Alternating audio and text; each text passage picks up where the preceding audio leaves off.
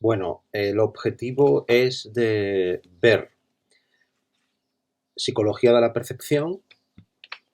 Son 9 temas, pues intentar verlo en 9 días, dedicar un día a cada tema. Me baso en lo siguiente, voy a seguir los apuntes que están basados en el manual oficial, eh, con, con pequeños complementos, simplemente con la cosa de que entendiendo que para hacer un buen examen de hipotest lo que hay que hacer es entender. No hay que memorizar. Escasas cosas hay que memorizar, entiendo yo. Pero entendiendo la asignatura es mucho más fácil ir más rápido. Entonces, ahora vamos a empezar con el tema 1. La idea es que aquellos que no hayan empezado ni siquiera la asignatura a verla, pues puedan enganchar con la misma y que no se encuentren perdidos. Y aquellos que ya la hayan estado viendo, pues nada, sin problemas, pues irán súper rápidas, ¿no? Entonces, vamos a empezar con el tema 1, sin mayores dilaciones. Bien, vas a estar visualizando los apuntes, que los dejaré yo también a tu disposición para que los puedas luego después machacar un poco más, pero sin mayor dilación vamos a empezar. Entonces, bueno, mi nombre es Fran, por si alguno me quiere consultar algo puntualmente, me escribe en un comentario. Entonces, historia y enfoque general. Bien, básicamente, dado el formato de los exámenes, pues en torno a 2 preguntas, más o menos calculo yo que puede haber 2, 3 preguntas de cada tema. Entonces es fundamental estudiar el máximo número de temas. Desde antiguo, voy a ir leyendo los apuntes y los voy a ir comentando. Entonces, el consejo que te doy es que no vayas leyendo, escúchame, tú mírame a mí y me escuchas a mí. Y luego después, si quieres, luego después los lees, pero lo fundamental es que me entiendas, que entiendas. Yo voy a remachar mucho aquellas líneas fundamentales de la asignatura, y volveremos a ellas las veces que sea necesaria. La idea es aprobar el examen, entendiendo de qué va esta asignatura. Si comprendes de qué va esta asignatura, aprobarás. Porque muchas preguntas se van a poder responder entendiendo qué es lo que se están preguntando, por pura lógica, por comprensión. Bien, desde antiguo, o sea, estamos hablando de historia, ¿no? Desde antiguo la filosofía. Ten en cuenta que nos situamos en que la psicología surge de la filosofía, ¿no? Esto ya lo debes de saber tú y si no, pues te lo digo, ¿no? En su origen la filosofía se preocupó por la validez del conocimiento. Es decir, yo observo algo, veo esta calculadora y digo, vale, pues muy bien, pues existe porque la estoy tocando, ¿no? Y la estoy viendo. Pero había otras cosas, otros conceptos, otras que se dudaba de la validez, ¿no? De que lo que nuestros ojos veían era realmente cierto, ¿no? Porque muchas veces ha escuchado, nuestros sentidos pueden engañarnos. Muchas veces vemos cosas que luego después cuando nos acercamos dijimos, oye, pues esto no era así. Nos ha pasado a todos. Es decir, nos ha pasado que muchas veces pensamos haber visto algo y es una equivocación. Y esto lo veremos, ¿no? Con algún ejemplo concreto. Esta reflexión culminó, por tanto, en 2 corrientes filosóficas. Cuidado, la filosofía, corrientes filosóficas que psicológicamente, o sea, en la psicología puede haber también corrientes psicológicas y cada corriente filosófica va a tener su equivalente psicológico. Si, filosóficamente hablando, hubo básicamente o hay en la actualidad, ¿no? En el pasado y en el presente hay 2 corrientes opuestas, el racionalismo y el empirismo. Y dirás tú, menudo rollo. No, es que es fundamental contextualizar esta asignatura, cómo surge, porque así vamos a entender muy bien luego después las distintas teorías. Entonces, no te asustes. Si hablo de racionalismo y empirismo, ya estoy perdido, porque me están hablando de historia y la historia no me gusta. Tranquilo. Esta asignatura se puede llegar a disfrutar, ¿eh? Bien, tenemos dos corrientes contrapuestas, el racionalismo y el empirismo. El racionalismo viene de razón. ¿Qué postula? Postula que los sentidos no nos pueden engañar. Nos pueden engañar y no pueden ser la base de un conocimiento cierto, porque los sentidos se equivocan. Esto es una certeza que tú mismo puedes haber experimentado. El racionalista por antonomasia es Descartes. El filósofo francés René Descartes, siglo XVI, siglo XVII, nació en 1596, más bien es siglo XVII, murió con 54 años, antes la gente moría muy jovencita, murió en 1650. Afirmaba Descartes que se podía dudar de todo menos del hecho de pensar. La típica frase de cogito ergo sum, pienso, luego existo, dudo, luego pienso, si pienso, existo, dudo. Él partía de la base esa, de que se podía dudar de todo menos de que si dudas, piensas. Es decir, del hecho mismo de pensar. Y esa era la certeza base de la que él luego después ya montó toda su filosofía racionalista. El acto en concreto de pensar se constituye en el fundamento de toda certeza. De toda certeza. De hecho, para él era la primera certeza, la propia existencia.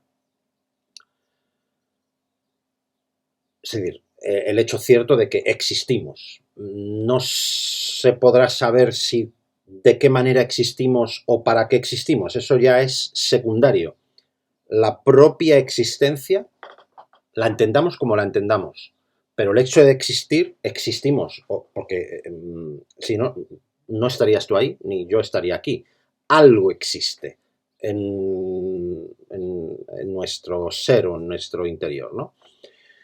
Descartes defiende que la mente humana está dotada de ideas innatas. Cuidado, eso ya es algo importante.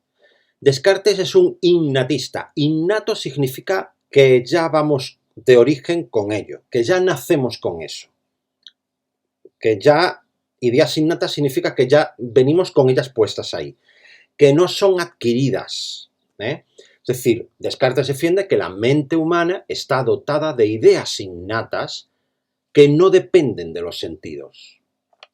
Vamos ya con el equipo puesto, con esas ideas. En cambio, entonces, tenemos por un lado el racionalismo. Descartes defiende que es las ideas innatas y defiende una certeza, que es la de la propia existencia, el hecho de pensar, ¿no? También. Ahí hay dos certezas. Y a partir de ahí, racionalmente, va a seguir investigando, ¿no? Y va a montar toda su filosofía. Pero basado todo en certezas. Y esas certezas están en nuestro cerebro y va a ser nuestra razón la que elabore y continúe con esa investigación, esa filosofía. Los empiristas dicen: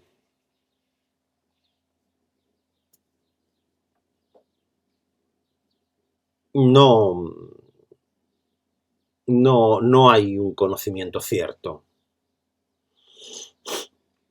Es decir, porque, claro, Descartes, como racionalista, dice: los sentidos se nos pueden engañar, por tanto, hay que basarse en certezas. Y la primera certeza es nuestra propia existencia. Y partiendo de nuestra propia existencia, puedo llegar a la siguiente certeza de que dudo, y por tanto, si dudo, pienso. Y el hecho de pensar es también otra certeza. Y todo lo va de forma racional. Partiendo de que partimos de una serie, Descartes dice que hay una serie de ideas innatas, ya grabadas en nuestro cerebro, en nuestra mente, desde el nacimiento, por así decirlo. Pero el empirismo es totalmente opuesto a esto. El empirismo dice que no hay certeza alguna, que no podemos llegar a certeza ninguna. Sí, los empiristas estudian igual que Descartes, que los racionalistas estudian el conocimiento, pero los empiristas dicen, sí, pero el grado de certeza no puede llegar a ser absoluto, como afirmaba Descartes. Descartes dice, hay un grado de certeza absoluto en determinadas ideas o cuestiones. El acto de pensar es el fundamento de toda certeza. Yo pienso, dudo, luego pienso, luego existo. Esa es la certeza. Y los empiristas dicen, no podemos llegar a ninguna certeza. Podemos llegar a certezas, pero de un grado de certeza no al 100%. Postulan que el origen de todo, por eso no son nada innatistas como Descartes, es la propia experiencia. Nosotros podemos llegar a conocer cosas ya a posteriori, no de manera innata, fruto de nuestra experiencia, fruto de nuestro conocimiento sensorial a través de los sentidos. Yo sé que esto es así de duro y flexible a la vez porque lo estoy tocando y lo he aprendido. Y punto. Y voy aprendiendo. Esto es igual de duro que la regla, un poco más duro, y voy aprendiendo la propia experiencia. ¿Quiénes son los empiristas por antonomasia? John Locke, cuidado, Descartes, siglo XVII, John Locke también siglo XVII, siglo XVIII, es un poquito, el empirismo es un poquito posterior, pero bueno, son dos corrientes que nacen a la par. John Locke dice que la mente está compuesta de elementos simples, a los que llamó ideas. Es decir, que la mente tenía ideas, que eran fruto de la experiencia o de la reflexión. Muy interesante estas ideas, ¿no? O sea, pero son ideas no innatas, adquiridas. David Hume, del siglo XVIII ya, cuidado, siglo XVIII, antes de ayer, distinguía la impresión que nos causan los datos sensoriales y perceptivos, eso lo distinguía, la impresión de las ideas, que eran simplemente meras copias de esas impresiones, pero que se guardaban y que se mantenían en nuestra memoria y en la imaginación. Para el empirismo, las sensaciones, frío, calor, son los elementos irreductibles del conocimiento. El conocimiento complejo no es más que la asociación de sensaciones simples. En el siglo XIX, ya en 1811, Bell y Magendie, se escribe, ¿no? Magendie, dicen que el empirismo y su concepto de sensación como elemento irreductible del conocimiento encontró apoyo al descubrirse que las funciones sensoriales estaban mediadas por un conjunto de nervios. Se descubrió que las sensaciones se transmitían a través de los nervios en 1811. Y lo importante de todo es que se descubrió que los nervios que transmitían la información sensorial eran distintos de los que causaban o mediaban las funciones motoras. Se vio que había unos nervios que eran, digamos, como que de ida y otros que eran de vuelta, una vez ya procesada la información.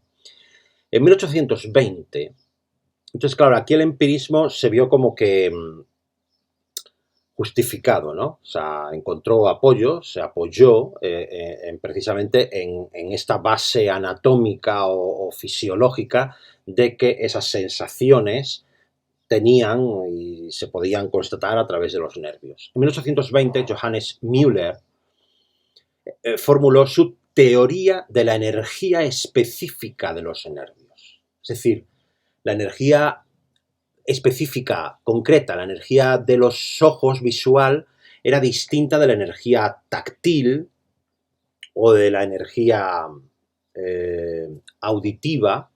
Él decía que cada sensación estaba determinada por la actividad específica de los nervios sensoriales, que les servían de medios de transmisión. Es decir, él defendía que habría distintos tipos de nervios. El nervio óptico es el que, como medio de transmisión, es el que determinaba cómo era esa sensación.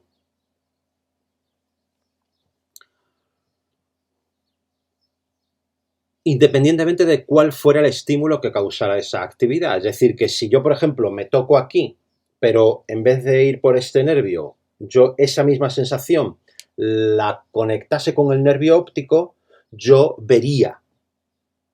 Eso es lo que decía Johannes Müller. Es decir, que la sensación estaba determinada por el nervio sensorial. Por el nervio sensorial. Bueno, hoy ya sabemos que esto no es así, ¿no? Hoy ya sabemos que evidentemente la información es toda igual, en el sentido de que yo me toco aquí sí, pero bueno, es información idéntica y ya es en el cerebro donde se procesa de manera diferente. Pero eso ya lo veremos. Estamos hablando en 1820, antes de ayer, pero eso es lo que había, ¿no? Entonces la ciencia va evolucionando. Desde entonces, tanto fisiólogos como físicos estudiaron la sensación como hecho mental o acto de conciencia.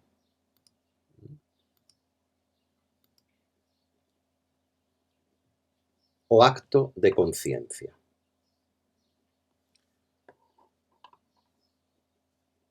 Y procedieron a estudiar. Idearon procedimientos experimentales para estudiar la sensación que en opinión de los empiristas pues eran los elementos irreductibles del conocimiento. Así surgió la psicofísica.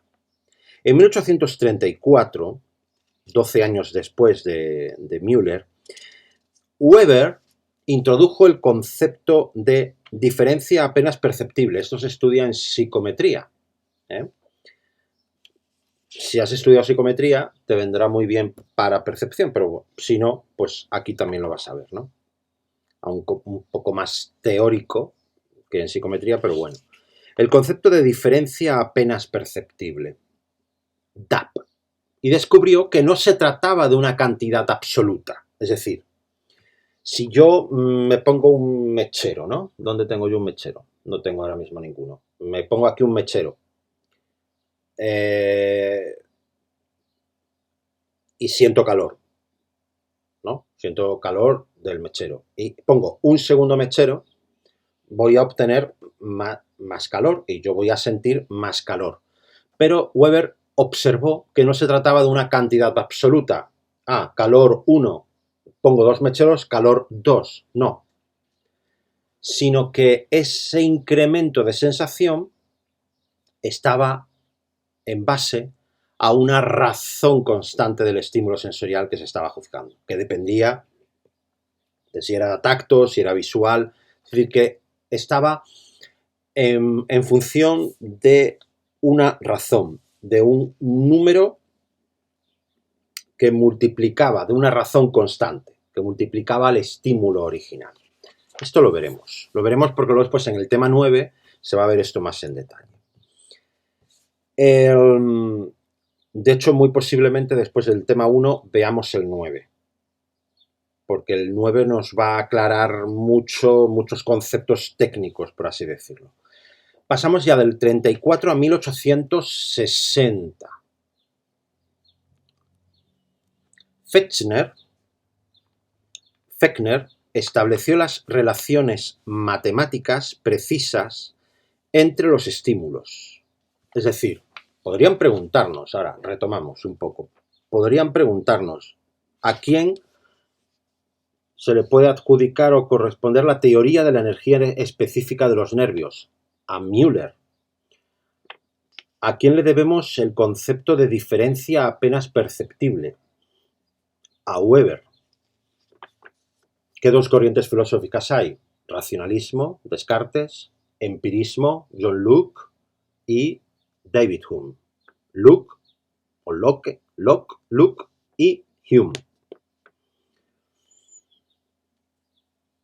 Básicamente es esto lo que habría que ir recordando, ¿no? El racionalismo, con sus certezas absolutas y sus ideas innatas, el empirismo, que niega que pueda haber certeza completa, y el empirismo con sus sensaciones como elementos irreductibles del conocimiento. O sea, que basa todo el conocimiento en las sensaciones, en la experiencia, como única fuente del conocimiento, la experiencia. En 1811 hemos dicho que, bueno, pues que se encontró que había nervios sensoriales y nervios motores. Weber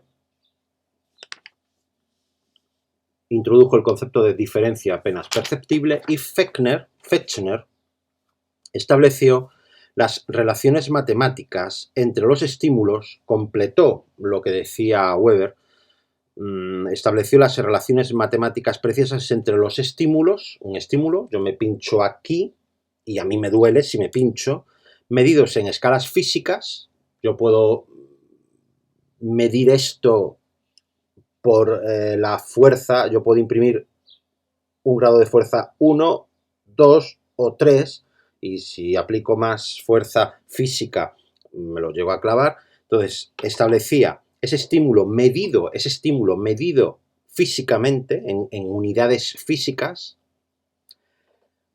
y ese estímulo y la sensación que yo experimento de dolor,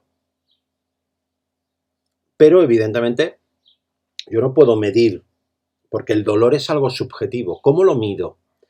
Pues Fechner creó una serie de escalas de sensación. Entonces, de ahí que él elaborase su famosa ley de Fechner. Su método se representa mediante la llamada ley de Fechner. Tema 9, que luego después lo veremos. Destacar que Thomas Reid, fue quien distinguió, o sea, Fechner no distinguió entre estímulo y sensación. No, esto fue Reid.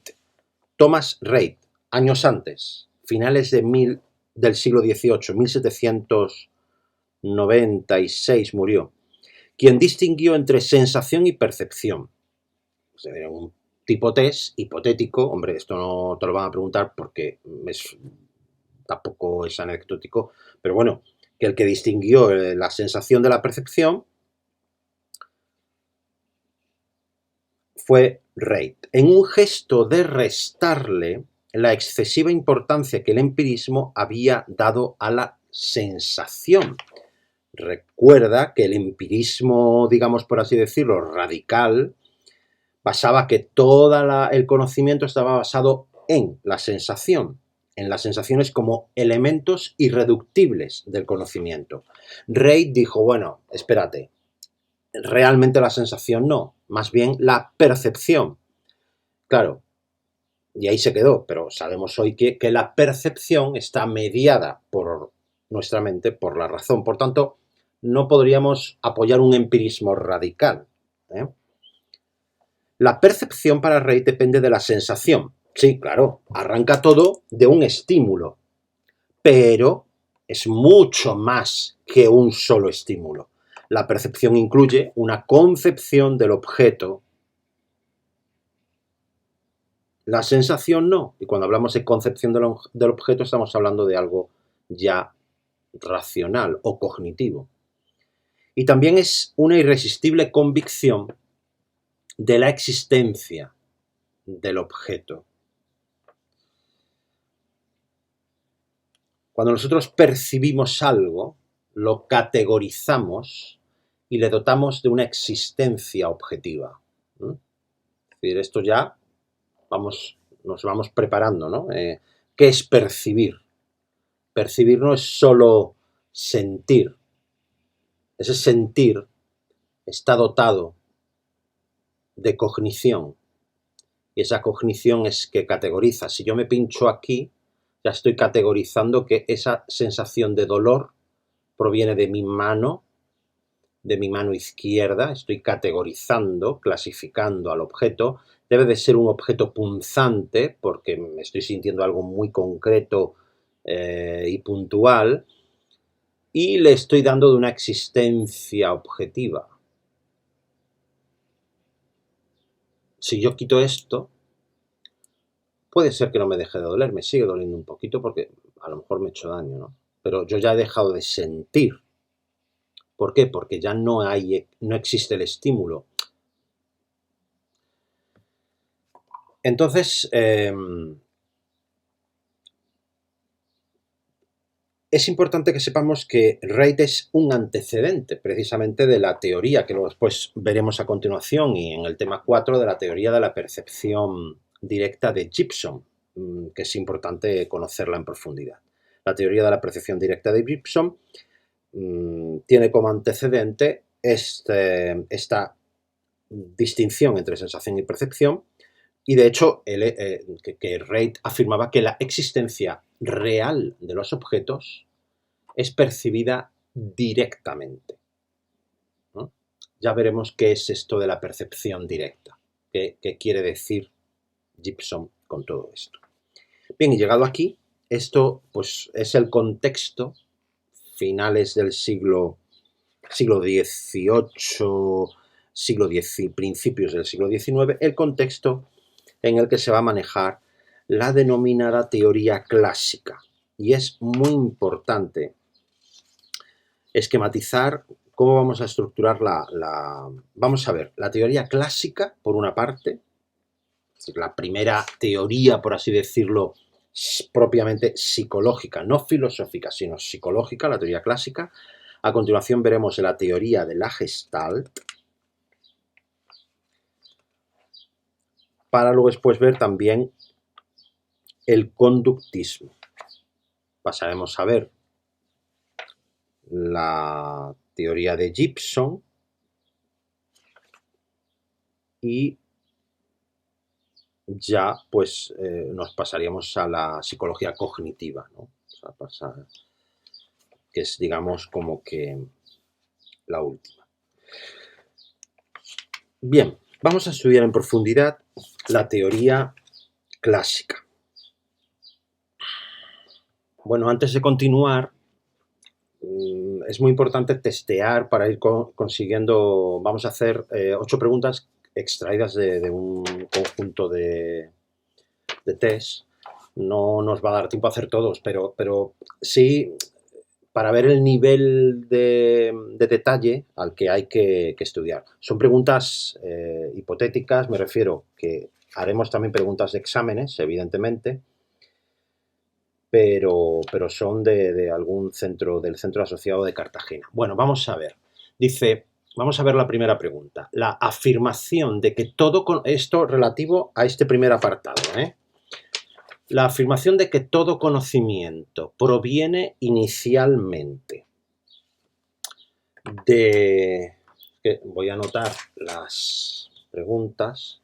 La afirmación de que todo conocimiento proviene inicialmente de los sentidos se debe a, lo hemos repetido varias veces, ¿no? Hemos dicho que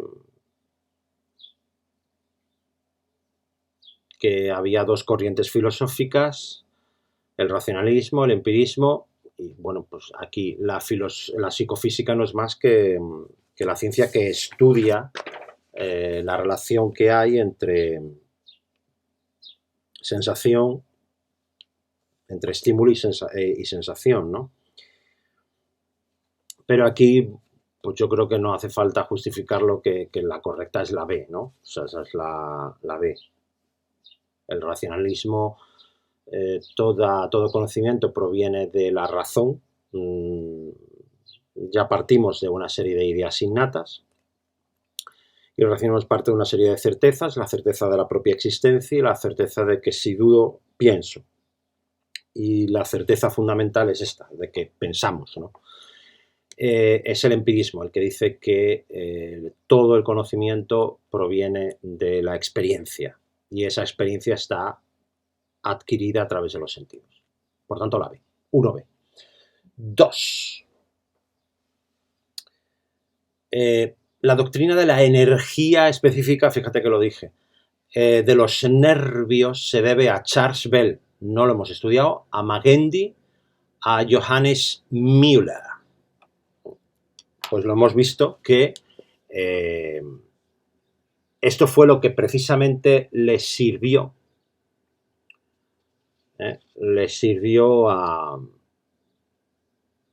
a Müller, precisamente para formularlo, la base que Bell y Magendie, Charles Bell y Magendie, pues precisamente sobre la base de estos dos es que Müller formuló su teoría de la energía específica de los nervios. Los que descubrieron que había nervios sensitivos y nervios motores fueron Charles Bell y Magendie.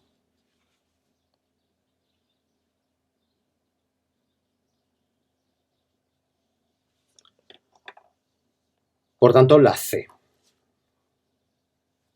La teoría específica de la energía específica de los nervios es de Müller. El hecho de que al recibir un fuerte golpe en un ojo se puedan percibir lucecitas brillantes tiene que ver con la propuesta de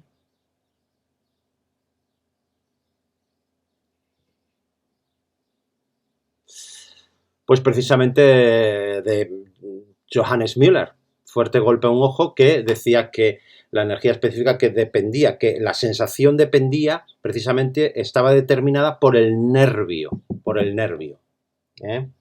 Cuando decía que cada sensación estaba determinada por la actividad específica de los nervios sensoriales. Bueno, ya veremos que esto no es así del todo, pero bueno, está basada en lo que decía Müller. 4. La psicofísica estudia las relaciones entre los estímulos físicos y la sensación, evidentemente.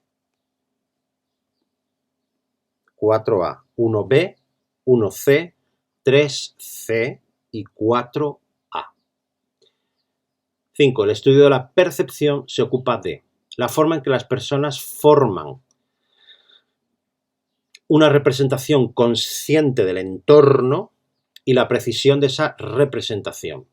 Yo creo que es mucho más completa la C, 5C. Hemos visto, cuando hemos dicho que la percepción incluye una concepción del objeto, lo que sería la representación a la que se está refiriendo ahí, ¿no? La representación consciente del entorno externo, y una irresistible convicción de la existencia, ¿no? La precisión de esa representación. Yo diría que es la 5C. Ahora veremos a ver si... Venga, las 3 últimas.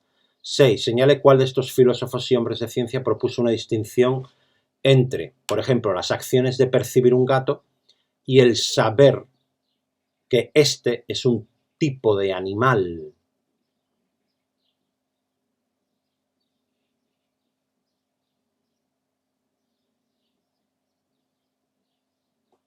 A ver, percibir un gato. Fue Rey, precisamente, el que distinguió, ¿no? Propuso una distinción entre percibir y saber, entre sentir y percibir. Él decía, Rey decía que no era lo mismo sensación y percepción. Claro, ahí te pone la acción de percibir un gato, de sentir o de ver un gato, y lo de saber qué tipo de animal es, era ya más bien algo de la percepción. Yo aquí escogería, porque decía aquí, la percepción categoriza al objeto y le dota de existencia objetiva. Yo aquí cogería a Reid, Thomas Reid. 6B. Porque Magendie simplemente es el de los nervios, junto con Charles Bell. 7. ¿Cuál de esos filósofos y hombres de ciencia influyó más directamente en Gibson? Lo hemos dicho, que un antecedente de Gibson es precisamente Reid. Y por último, indique qué autor influyó más en Gibson. Reid.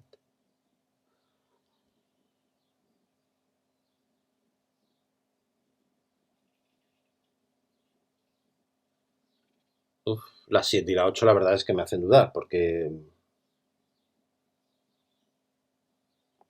Bien, veamos a ver si son correctas estas. A ver, B, C, C, A, C, B y C, A. Vale. Muchas veces van a intentar pillarte. Es correcto todo lo que hemos dicho, ¿eh? Es correcto. Muy bien.